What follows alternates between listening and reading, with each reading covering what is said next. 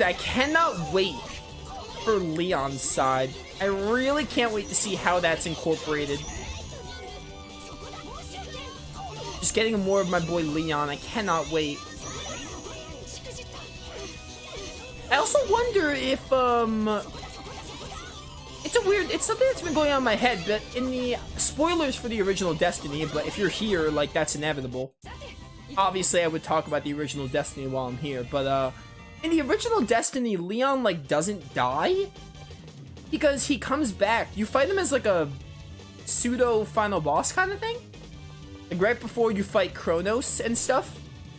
So, like, Leon doesn't die until later in the game. But in this game, I don't know if he's actually dead or not.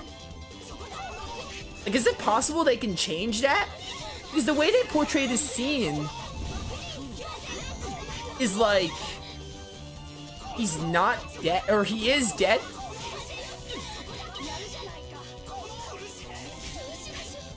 You know, I don't know. So I'm kind of wondering if they're gonna be like, hey, Leon actually dies in this scene, and Leon's story is like a way to, if he is dead, it would have to take place, it would have to be just Leon's perspective on things, because obviously he's dead, assuming he is dead, which I think he is. But Leon would have to, it would have to take place during Stan's side, because Leon's obviously, dead, and they can't have a story. It would have to be like his past, or just playing through like the game, but from Leon's perspective, which I'm kind of wondering if it's going to be any different from Stan's. I hope it is. I hope it's not like copy pasted. Like, I hope they have at least some differences. I've been told it fleshes out his character, so it should be different. I hope it's different enough. Like, even if we have to go through the same towns again, I just hope they change the story enough to make it justified for like a playthrough after Stan's side. I hope it's not like what Jude and Mila's side do. Which I don't fault Tales of Xillia for that, but I would never want to play Jude's side and immediately play Mila's side after. I like need a break. Because they're not different enough for me to be like, hey, I'll do it. Or Claude and Reyna. Reyna? I said Rena because I was thinking Rena from Tales of Arise, but Claude and Rena from Star Ocean 2. It's not as different in those games where I'm like, hey, I'll replay the story like immediately after the first. When I finish Claude's story, I'm gonna go immediately to Rena's. Nah, dude, I don't do that. They're not different enough for me to want to do that. Scarlet Nexus is the odd one out, because Scarlet Nexus, Yuito and Kasane, will have similar bits. They have enough, I haven't played Kasane's side yet, I should do that. But, they're different enough to be like, 2 playthroughs or something like that. You get much more context, I would imagine. Again, I haven't played Kasane's side, but I can only imagine you do. He almost brought back as a zombie for that fight. Oh, you're right. It has been a while since I played Destiny. Alright, but still, my point still stands. The story would have to take place during Stan's side, just be from his perspective, because obviously he's dead. He does die in the original. I just thought he died. He does die in the original. I just thought he died in the original, like, at the end of the game. I thought he, like, was appeared dead. It's been a long time since I played the original Destiny, but I guess I must have had that mistaken. He does die. So what you're saying is he does die where he dies in the PS2 version. The PS2 version of, I'm trying to word this properly. He does die where he dies in the PS2 version of Destiny, of the director's cut, but I thought in the PS1 version, he just didn't die there and he appeared dead. But what you're saying is, he does die there and he's just brought back. I guess we'll find out as I finish this game, we'll see. But I would assume he's also, if he's brought back as a zombie in the original game, I would assume he's also brought back as a zombie in this game. That'd be a weird thing to change. Oh, I did hear about the collab with Arise and Scarlet Nexus, yeah. They added, like, I think you're able to have, like, the Blazing Sword. You can have, like, Alphen's Blazing Sword with Yuito or something. I did hear about that collab. I think it's just cosmetic stuff, but hey, it's DLC. I really want to do Kasane's side. People get the wrong impression with Scarlet Nexus and me. I don't hate that game. I just found myself incredibly disappointed. It was like good. It was like okay.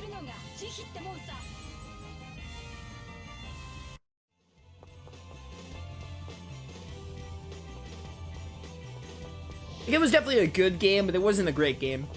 But it is good enough for me to want to play Kasane's side at some point. I think bringing this red one is something I have to do, maybe. Yeah, that game was good enough for me to be like, hey, I'll play Kasane's side at some point. It wasn't bad enough for me to drop the game forever. One day, one day. I don't even know if I do it for the channel, though. I might just do it on my own time. I'm not sure. It depends if when I want to play Scarlet Nexus again. I definitely need a break from it.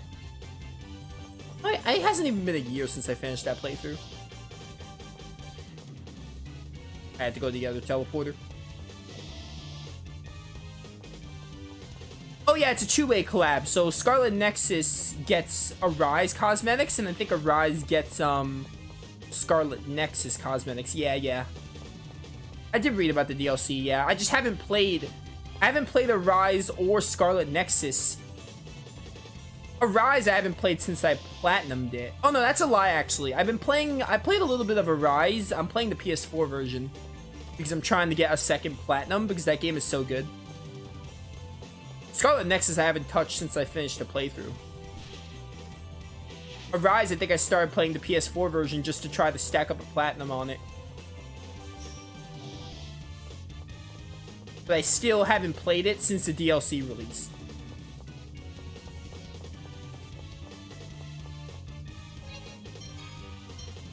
Where am I going?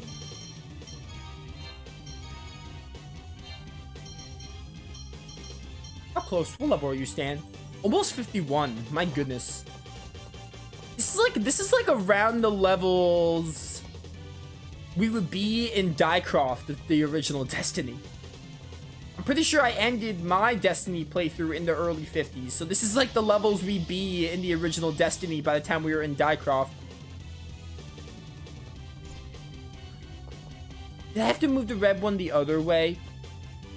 Or does that red one even connect? I would assume it does. Oh wait, there's this one. Oh, okay, I think I got it.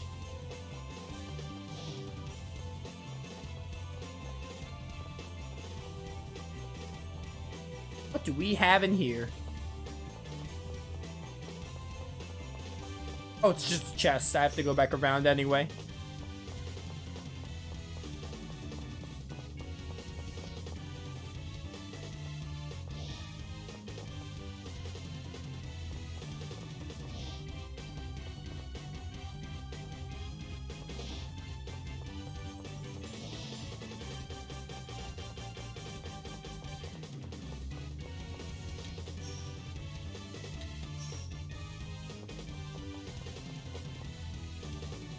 Interesting. Can't bring that red one.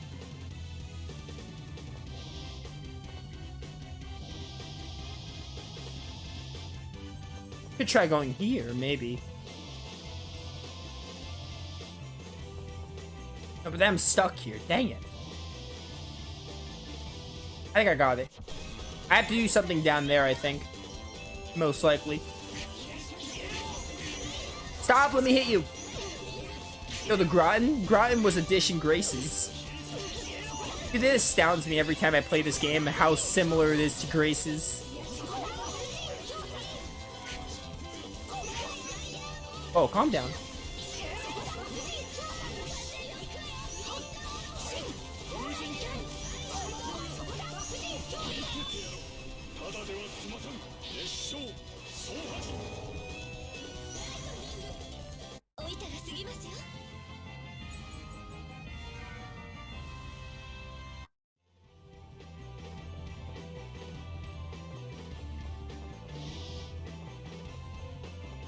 Try that. Maybe that did something, or do I have to use that one? Hang on. I might be onto something here.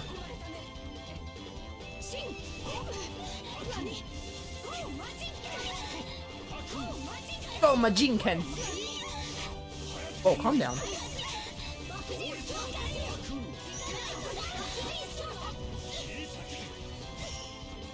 Are we gonna fight, I think Rembrandt is his name. Again, I played the original Destiny, so I remember. But we fought Irene and, was it Barak? Chat, I've already forgotten. Barak is the guy we fought in, Claudius, right? Was Barak his name?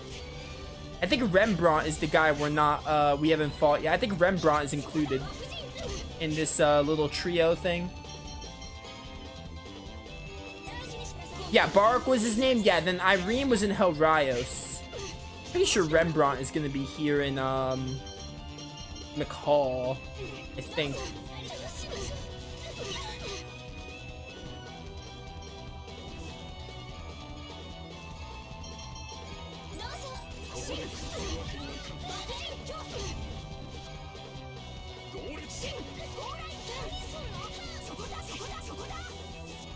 I hate that my moves are like ineffective.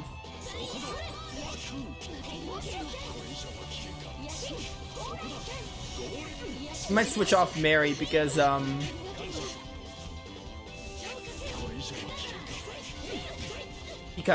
you know.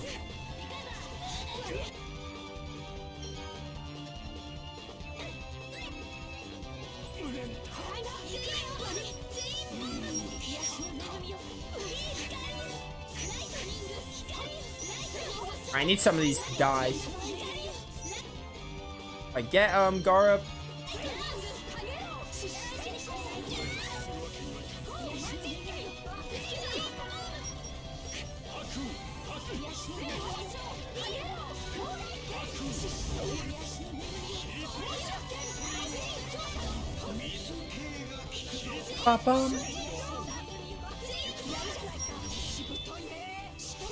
Oh, guys, Fury, you love to see it.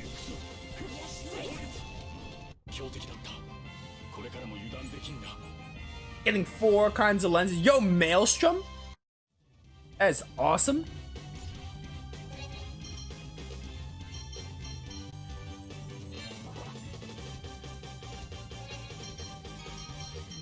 Switching back to Stan. As much as I like Mary, she doesn't seem to be very good for this dungeon. Another minor thing with this game, it's giving me major Xillia 2 vibes. But, the weakness system itself isn't bad. I don't mind the weakness system. But I do hate when you come to a point. In Xillia 2, let me paint the scene. In Xillia 2, you have Luger, the main character of the game, who can switch weapons. He has guns, swords, and hammers. Or twin swords, whatever. But he has those 3 weapons. And they add elements which are basically sword, gun, and hammer. So in Xillia 2, the game heavily encourages you to play as Luger, because if there's an enemy that's weak to or resistant to hammer, gun, or sword, you can just you can just be like, hey, I'll use the weapon that it's not resistant to.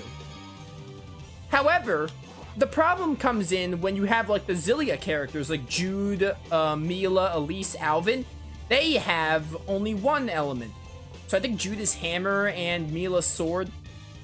So while the weakness system itself wasn't like, it had its ups and downs, but the one thing I didn't like was when the game was like, hey, you need to, like, if there's an enemy that's resistant to hammer, you basically can't play as Jude if you want to play as Jude. So it was kind of like, hey, play mostly as Luger, because, you know, Luger is, the one with all the weapons. Which Luger is fun, don't get me wrong, but, like, sometimes I wanted to play as, like, Jude or Mila, and there was a certain boss or enemies that was like, hey, don't play as Jude. This game is, like, similar, because these enemies resist Mary, so it's kind of like, hey, don't play as Mary. Like, if you want to have that in your dungeons, that's fine, but, like, it gets to a point of annoyance sometimes. And again, that's not really blaming the weakness system. It just sucks. All I wish is that Mary had more diversity in her arts. I feel like Mary just has hammer arts. So if hammer arts are not good, then you're basically like, hey, you can't really play as Mary effectively. Also, I'm really lost in this place. Oh, you're right. I did get, we got Infernal Torrent. That's right. That's right. I'm gonna add that right now. Where can I add that? There's Infernal Torrent. Where do I want to put it? I definitely want to have it. Try taking out, Omega Tempest. Omega Tempest helped out for Irene, but like, you know, I don't see myself using it too much. Where do I go? I'm lost. All of this was a dead end, too. All that did was bring me the chest.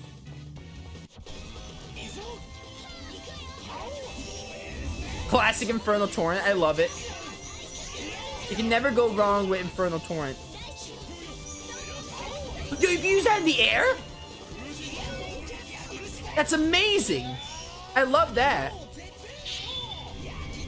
That's cool. I did not expect him to be like, hey, Infernal Torrent's an aerial art in this game as well. What on earth is that?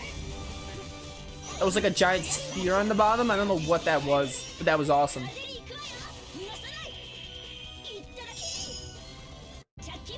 Man, how does one traverse this, how is Kongmin? Is Stan 51? No, how is Kongmin stronger than Stan? I never use him. I hate everything.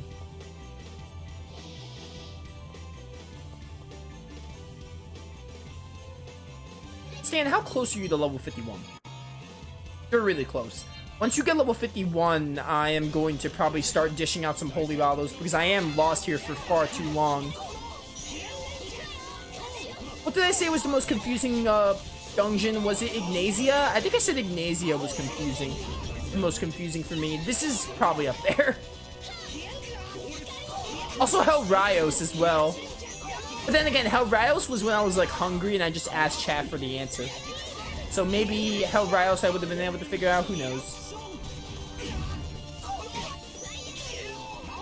Kongmin's a champion. Kongmin's also probably the worst character in this game. I just feel like Kongmin has like no purpose here.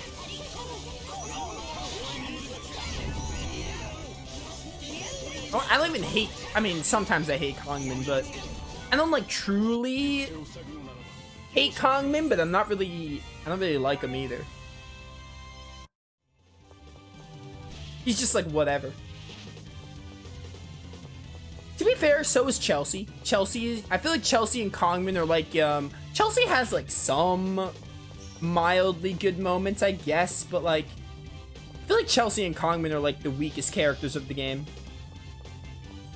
They just don't have a lot of plot relevance, I feel.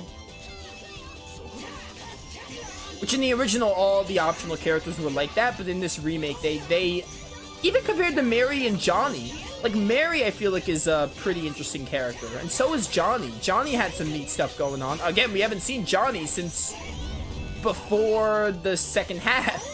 We haven't seen Johnny in the second half at all, but the screen time Johnny had, he was really interesting of a character. But Chelsea and Kongmin kind of, like, pale in comparison.